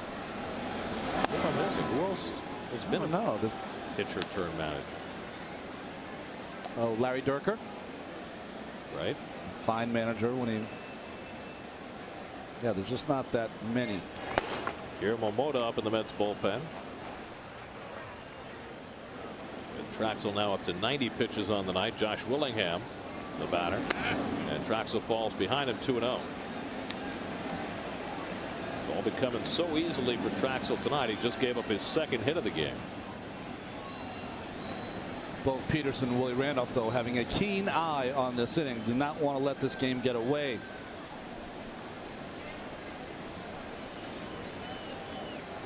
Willingham, a dangerous hitter, homered in all 3 games against the Mets last week in Florida. 2-1. Gary Cohen, Ron Darling, Chris Cotter, our producer Greg Picker, our director Bill Webb, with you from Shea Stadium. Mets taking their 4th crack at clinching the National League East, the first before the home folks. It's been an electric night at Shea. The pitching of Steve Traxel, the hitting of Jose Valentine front and center. But now Traxel struggling a bit here in the 7th inning. Gave up a leadoff single to Miguel Cabrera, and now behind Josh Willingham, 3-1. As you see Rick Peterson on the phone. You know, I was going to say quietly, but maybe not so quietly. Guillermo Mota has really started to get some important innings from Willie Randolph. 3-1 to Willingham, and he pulls it foul. Get out of the way of that. And I hope everybody did.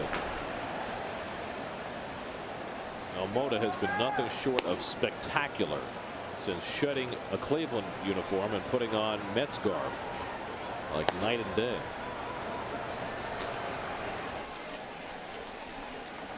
And everybody appears to be okay down with that line drive landed. That's one happy kid. Okay, it's good to celebrate, but get your eye back on the batter.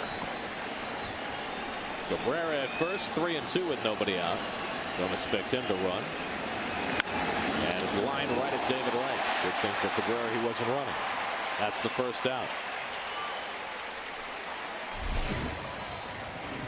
Well, that was hit kind of off the end of the bat. First Not a hard baseman, play Mike for Jacobs. David Wright. Kind of almost like a changeup coming out to him. So 1 out and 1 on. Here's Mike Jacobs, who's 0 for 2 tonight and now hitless in his last 22 at bats.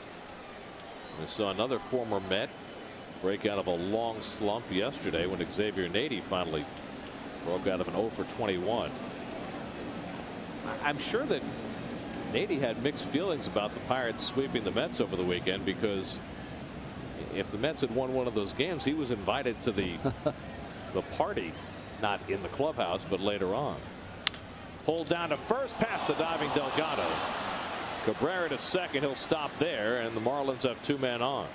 So Jacob snaps out of that 0 for 22 by grinding one past Delgado for a base hit. Well, you see Cabrera did a nice job of The right fielder, shielding Cody Carlos Ross. Delgado. Did not get a good look at that ground ball as it beats him and goes into the outfield. And here comes Willie Randolph. And he is making the side of the bullpen, and he's going to get Traxel out of there before anything bad can happen. He wants Traxel to leave on a good note. That's a great point, Gary, because he's had 2 uneven starts. He struggled. Good to get the cheers from this crowd.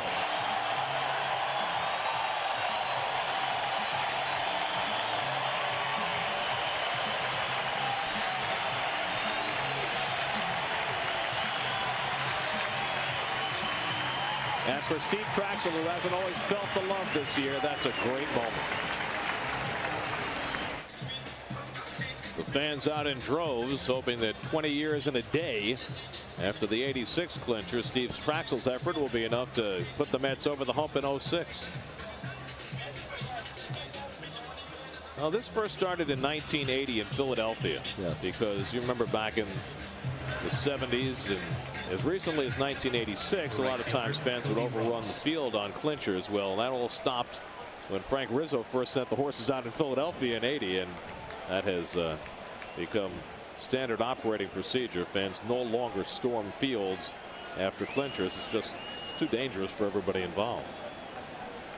Well, and I know as Cody Ross comes to bat, I know Frank Cashin was very upset in '86 because of the state of the field after the fans are on it. You know, it makes it difficult to play on it. Cody Ross up against Guillermo Mota, and he takes that changeup for a strike. Well, in 1969, the fans tore up the field 3 separate times: the Eastern Division clincher, the LCS, and the World Series. And it was tough getting the field back in shape. But you know, in '69 there was something very innocent about the fans charging the field, and I can say that because I was one of them. I was 11 years old. And Ross pops it up. Infield fly rule should be called. As Valentine takes charge, the batter's out, and there are 2 away. But by 1973, things had gotten a little bit more vicious, a little bit more violent. There was a little more vandalism involved rather than innocent celebration, and things only got worse over the course of the 70s with incidents like that, and finally a stop was put to it. And I think now there are very few fans who would even consider running on the field if the Mets clinch. Remember in Chicago in the 70s, they burned the disco records night in the old Comiskey in Chicago, and that turned into just abomination. They had to forfeit the second game of a doubleheader. That was in '79. Disco demolition night. Here's Amezaga with 2 out and 2 on. Fouls that one away.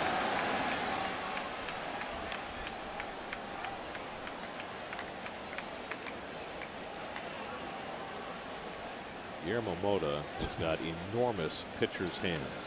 He is a pro basketball forward dressed in the baseball uniform. That's what he is. You know, he's listed at 6'6", but you stand next to him, he looks taller.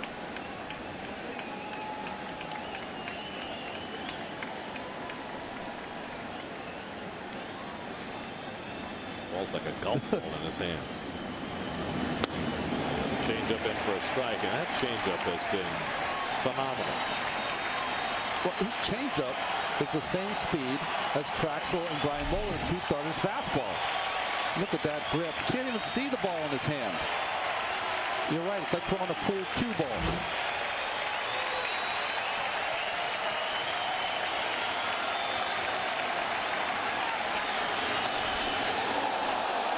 Getting right back with it, 1 and 2. You know, Gary, you think that part of his success is you see this good changeup just off the outside corner. Some of the best success Guillermo Mota had was with Paul LaDuca as his catcher, and I would think that has been a big difference for him also. He was traded with LaDuca from the Dodgers to the Marlins 2 years ago. Lifted to left, and Floyd is right there waiting. Side retired. Mota does his job. 7th inning stretch time at Shea. 4-0. Randy Messenger takes over the pitching for the Marlins. And the first man he'll face is Jose Valentin, who's looking for his 3rd home run of the night. And he got a standing ovation as he came to the plate. Messenger, just another one of those Marlins relief pitchers that had a tough year this year. That high ERA, 6.57. Twice in his career, Jose Valentin has hit 3 home runs in a game.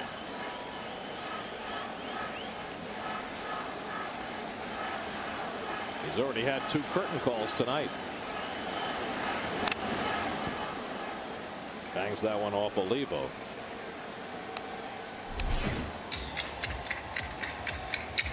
Fastball that drifted over the middle of the plate. Olivo took a shot. That was not what Messenger intended on 0-2. Guillermo Mota's going to get a turn at bat. Okay, when you have a 6.57 ERA, that just doesn't happen by accident. You know, that's from making mistakes. 0-2.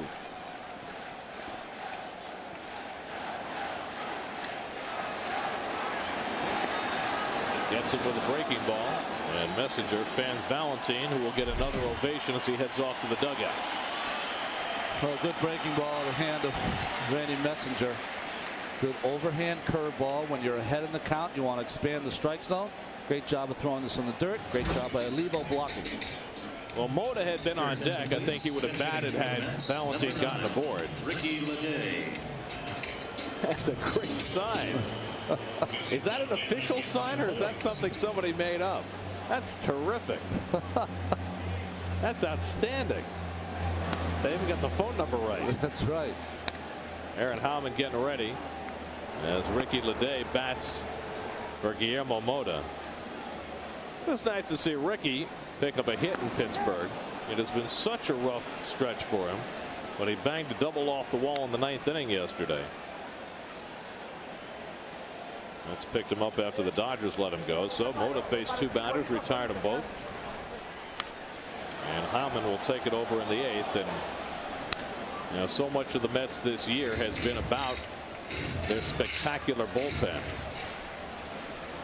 And I was talking to Billy Wagner about this when we were in Pittsburgh, how that bullpen has actually improved since Sanchez went down.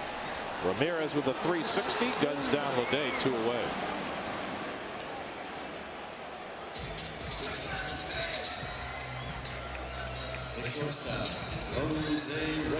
Checking out the Jeep upcoming schedule. Final 7 home games of the year. 3 with the Marlins, 4 with the Nationals. And then the next time the Mets will be at Shea after that will be for their first postseason game. Here's Reyes. And a bunt single in 3 trips. And he takes a strike. But Billy was talking about the way Aaron Heilman has stepped forward and how everybody else has followed behind him, and it really has been spectacular to watch. And you know, a closer, they really appreciate that guy that bridges the gap to them to get the ball to them, and appreciates Heilman's efforts. And Reyes rips one into right field, and he has his 2nd hit of the night. 0-2 curveball, and Reyes has his 183rd hit of the year. You know what happens for a lot of young pitchers is that they, in the minor leagues, get away with throwing this curveball because young hitters have trouble hitting the breaking pitch. They don't have the command to be able to throw it in the dirt like he did against Jose Valentin. Here's Loduca. You know, Wagner said when he was talking to Omar Minaya before he signed with the Mets, he and Omar were talking about the composition of the bullpen, and Wagner said that he said to Omar, you need 3 closers. You need a 7th inning closer, an 8th inning closer, and a 9th inning closer. And he said what you just said, a closer is only as good as the guys around him.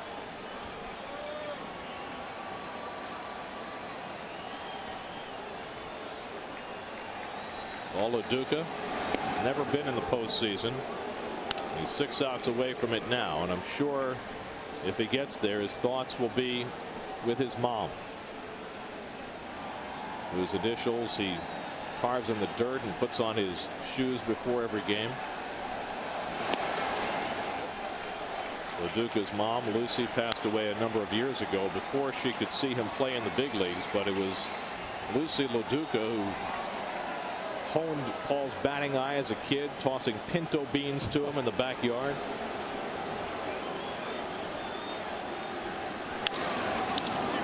Popped it up, and in shallow left field, Hanley Ramirez is under it, and the side retired.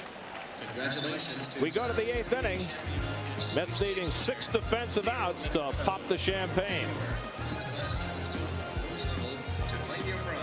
Big crowd here at Shea. 6 outs away from a celebration. Mets with a 4-0 lead as we go to the 8th, and Aaron Heilman owns the 8th. Well, we talked about him before last inning, just what a great job he's done ever since Duaner Sanchez, we saw earlier in the game, went down. Heilman's just been nails, as they would say. Nails? Didn't he play center field? He did play center field. Miguel Olivo 0 for 2. He's flied out and grounded out. Steve Traxel went 6 1/3, allowed just 3 hits and walked only 1. Traxel's in line for his 15th win, and you know, if it comes to pass, how fitting. Steve Traxel's been a Met since 2001. As you look at that last pitch, jam Olivo. Nobody has been here longer among the current Mets. Nobody has been less respected than Steve Traxel, but he's persevered, and what a job he did tonight. 1-1 to Olivo.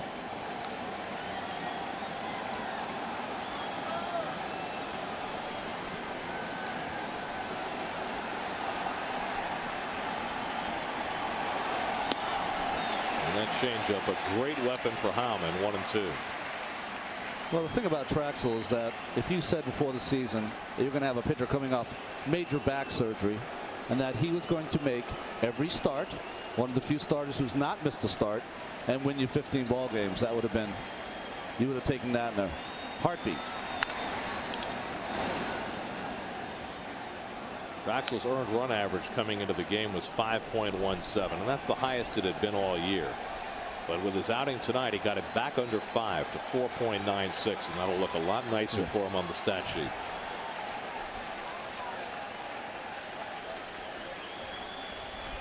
One-two to Olivo.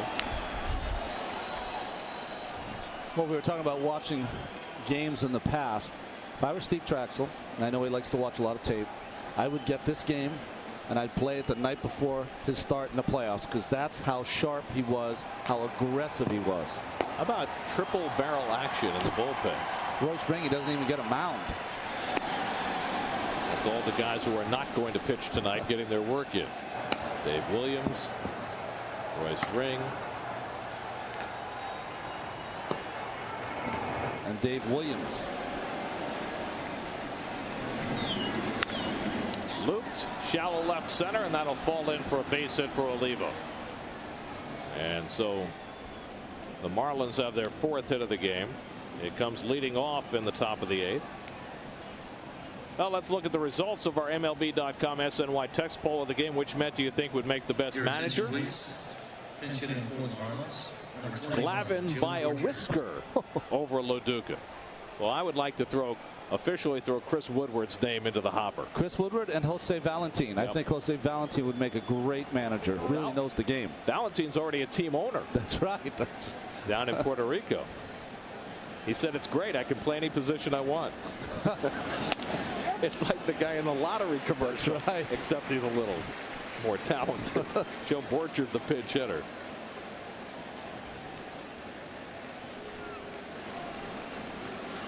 Yeah, you're right. Valentine, Woodward.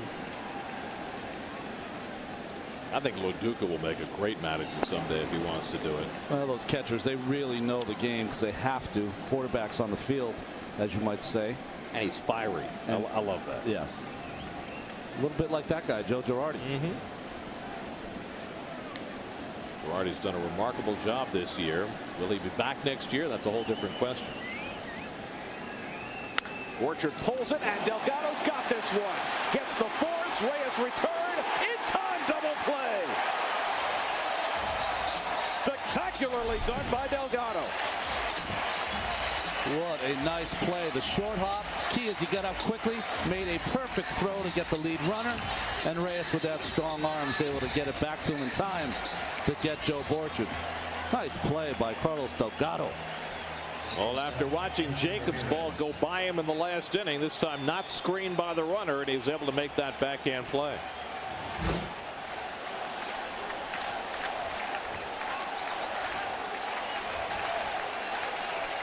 Two out and nobody on. Here's Ramirez.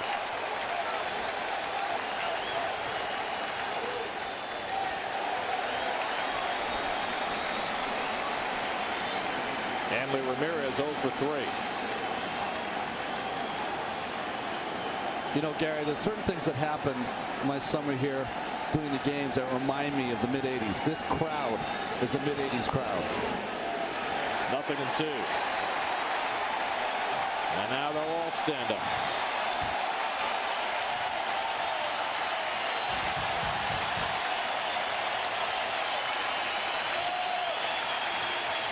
Struck him out.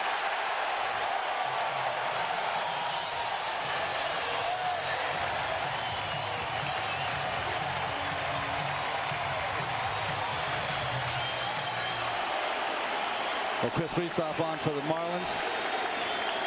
It's almost like you just want to go straight to the next inning. Almost like a guy working on a no-hitter. Carlos Beltran takes ball 1. Beltran with a double and a walk tonight, and he scored his 121st run.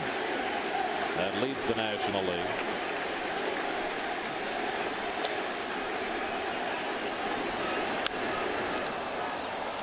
One and one.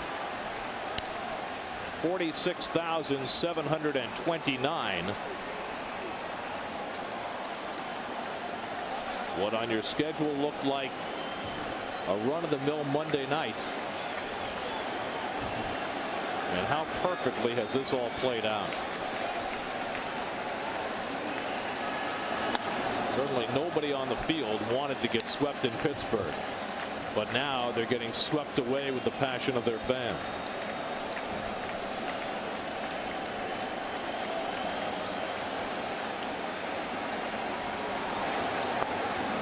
Breaking ball by Reyes, 2-2.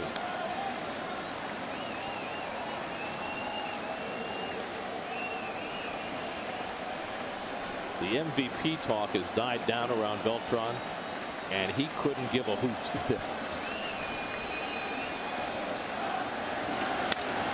To deep left center field. Willingham has room. One away.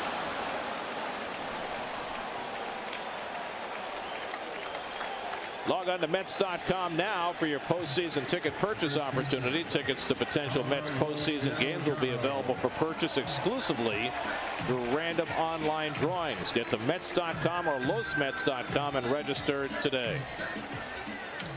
That is the scene in the Mets clubhouse where the plastic draping is already down and Guillermo Mota is helping them put it up.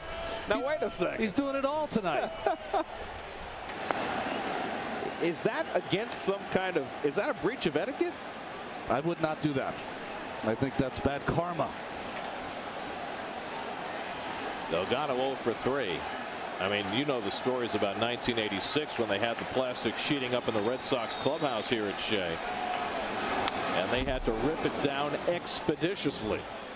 They had T-shirts on their chairs.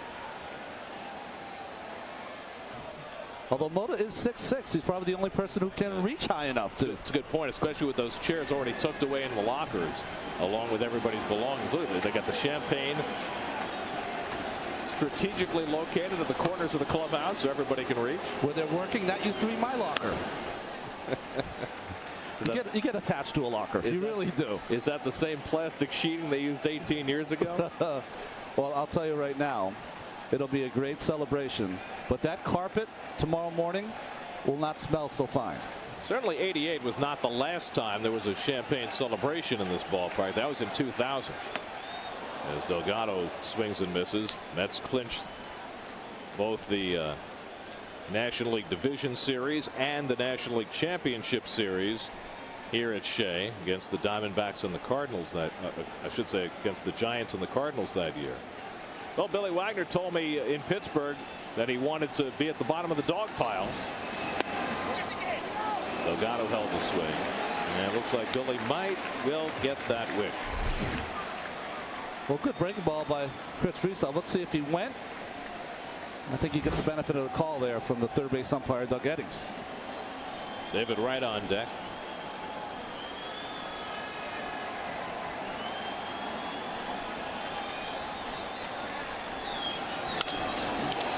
Into short right field where the rover Dan Uggla throws out Delgado 2 away. Your AOL game summary and 2 names, Valentin, Traxel. Brilliant. Beltran has chipped in as well, and the Mets 3 defensive outs away from a National League East title. Want a better high-speed internet? You belong at AOL. And this game is a half inning ahead of the game in Philadelphia, and they'll have to play 9 full in Philly. So unless this game bogs down, and you see the score there, Mets should be done with this before the Phillies are done with their game. Mota back on the bench after work done. Did he bring the staple gun with him? Wright takes a strike.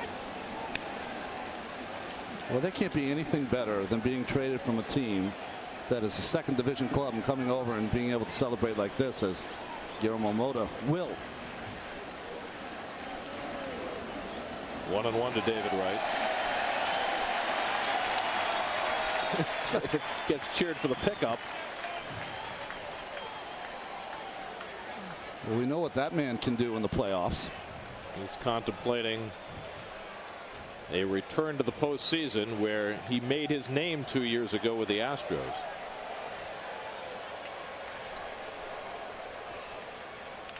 Up the middle, and Wright has a base hit. First hit of the night for David, the 8th of the game for the Mets. You know, as an older player, what you start to reflect on when you are on a night like this, start to reflect on, you know, this might be the last time this happens. You know, I mean, you really want to take it in because it might not happen again for you. You can never predict future success. So Floyd has an RBI single tonight, 1 for 3. And he pulls it right at Uggla. That'll do it for the Mets in the bottom of the 8th. And now Billy Wagner will get set to take the mound for the 9th. 3 outs from a clincher.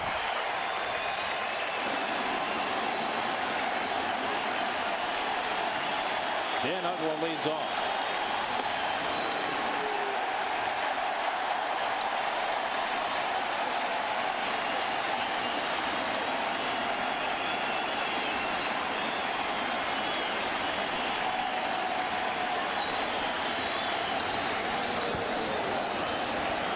You know, Gary, I do not miss not playing anymore. I miss this.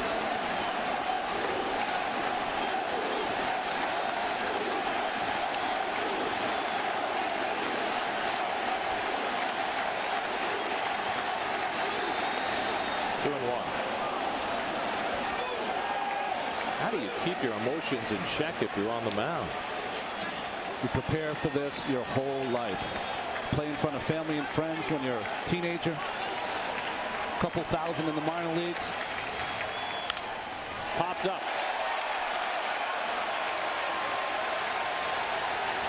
One out.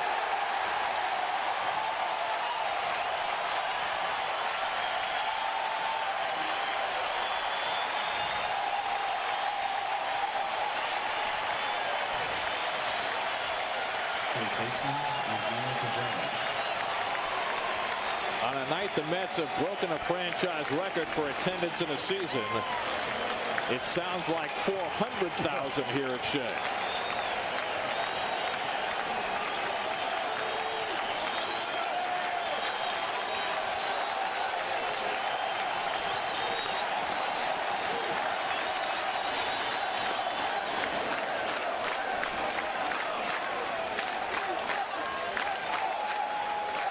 Joe Girardi couldn't care less about the Mets clinching. His team is in trouble after a brilliant season.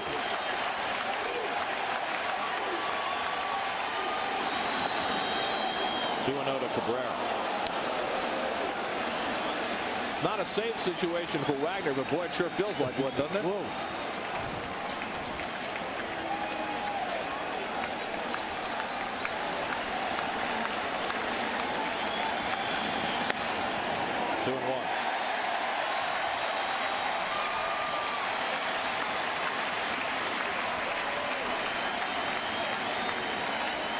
First time around for those guys and for him. We'll say Valentine 6 years ago played in a postseason series for the White Sox. Joe Floyd has a World Series ring.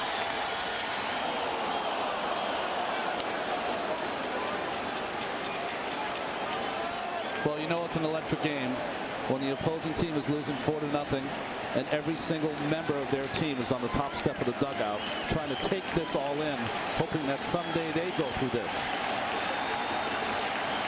3-1 to Cabrera. To center field. Beltran and Green and Beltran, 2 out.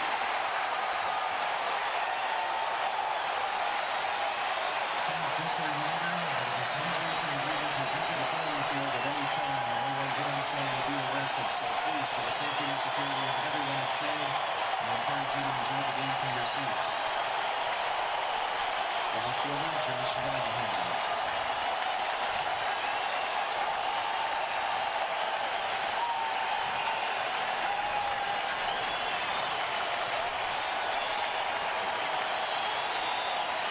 It's what these guys live for.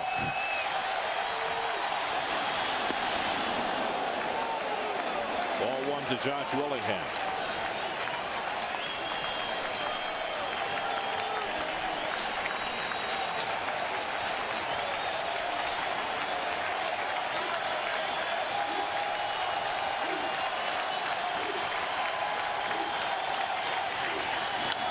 To left field. Floyd. And after running roughshod over the National League, the Mets have a title to show for it. 2006 National League East champions.